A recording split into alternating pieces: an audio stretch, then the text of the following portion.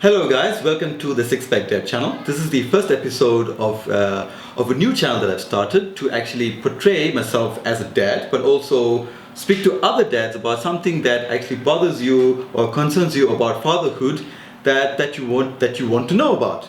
I personally would like to know a lot of things which I did not know about, and certainly this channel has been designed so that you can also learn something. And please do share something with us so that dads need to know, because we are concerned about our kids as anyone else.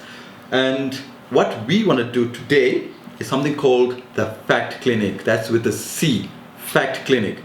What that means is we check the facts about certain things that we as parents take for granted. We think it's normal. We actually think the rumors are true, when in fact we will debunk it and check with it so that you are better informed as a parent, so that when you make the decisions, they are the correct one.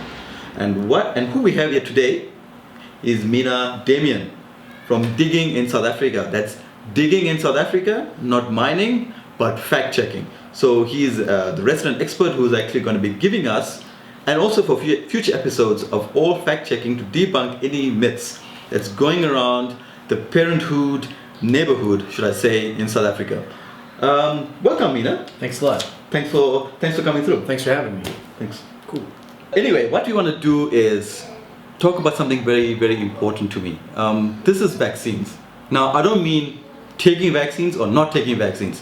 This is not about the anti-vaxxers. I don't even want to go down that road. If you are an anti-vaxxer, you can turn off the channel right now. You can turn it off right now. Okay? You can watch Kim Davis or whatever you prefer. What we're going to talk about is the difference between private vaccines and government vaccines in South Africa. Now, there is quite a lot of debate about it, because people prefer private over public, because apparently the public is from the government and no one trusts the government, and it's really a trust issue rather than a technical issue that is actually haunting parents today. Tell me more about yourself. Okay. I'm single, so I'm not a dad. I hope not. Single moms? Single moms? I'm a fact checker, I'm a journalist, and I also am a developer or a web developer or programmer. I have a wide range of interests, but I generally kind of live in the media / tech world, and I'm really happy to be here on the show. What is the difference between the public vaccines in South Africa and the private vaccines? Well, the short answer is, so far there is really no discernible benefit. And that's the kind of strange thing about the research that I've done, is that from what is out there, there isn't really much of a difference. Just to kind of give you a bit of a context. So the standard for the recommended vaccinations gets recommended by the World Health Organization, or the WHO. So it compiles key information on the routine immunization recommendations. And the latest that we have online is from the 27th of February this year, so it's pretty recent. So, and the way that they justify these recommendations is that they publish position papers, these kind of journal articles based on the latest medical practice, and this is published in a publication called the Weekly Epidemiological Record. Sorry about that. I will add that to the subtitles. We'll add it to the subtitles. You should know that he's a fact checker and not a doctor. Yeah, exactly. Not very good at words. So what I found is that there's actually 10 vaccines on the WHO schedule, and the schedule is like the recommended schedule for all age groups and all populations. So what's happened, the reason why I say this is because there's other schedules, smaller schedules, that have specific vaccinations that they recommend for populations with certain characteristics, like a population that's high risk for polio, or high risk for malaria, or high risk for Ebola. So you're saying it's not the same schedule for everybody? No, so there's one schedule, like what I'm going to call from now on the basic list. Okay. And then there's additional schedules that they have recommended for populations that are, like I said, are high risk to certain diseases. Okay.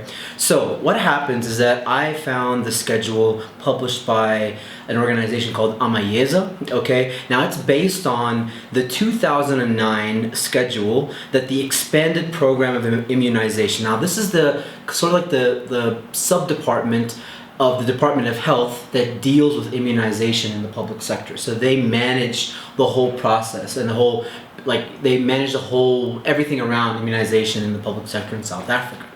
And from what I've seen in the research, this schedule seems to be widely circulated, but I need you guys to kind of be aware that this is now 2009, right? So as we go along, you'll see how this fits in. Now, when we look at the schedule, it was interesting because 7 out of the 10 vaccines that are on the WHO schedule are also on the government schedule, okay? Okay. Now, 10 of the vaccines are on the private schedule. So immediately you would say, oh well, then it's better because private has all the,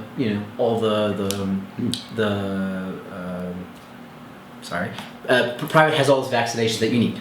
However, when you look at it further, it turns out that 8 are from the basic list. So now remember how I said there's a list for all population groups for all ages.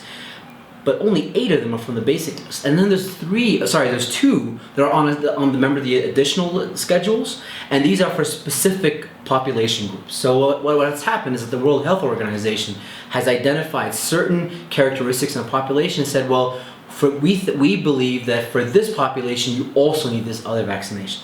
So I took this and I posed it to Mr. Joe Myla, who's the spokesman for the Department of Health.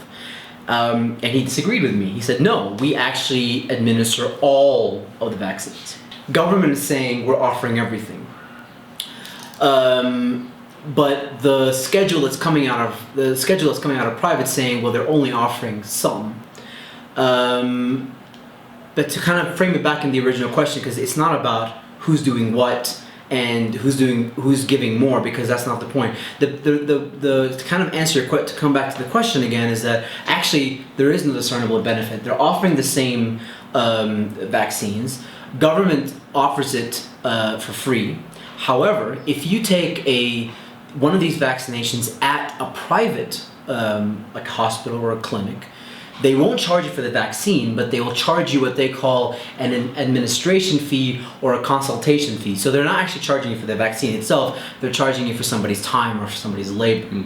But that fee is actually pretty high. I think when I took my child to do the vaccines in the private, we actually chose private because we thought private was better, really. Government and private are really offering you the same thing, and it's up to you to make the decision on which one you'll choose. Well, in terms of from a parent's perspective myself, it was because of perception of government. Cool. So the conclusion is stick to government vaccines. They're basically the same. And only time that you should go with private, and when I spoke to a nurse, is if they're out of stock with government. When government loses stock of particular vaccines, because it does happen, then you can choose your private. But then you can still go back to your government vaccines, still carry on doing it. So as long as there's stock, as long as it's available, stick to government. Anyway, that's all we have time for. Thanks for coming through and really digging up the facts. Thanks so much. Thanks, man. Thank you. Thank you. Cheers, everybody.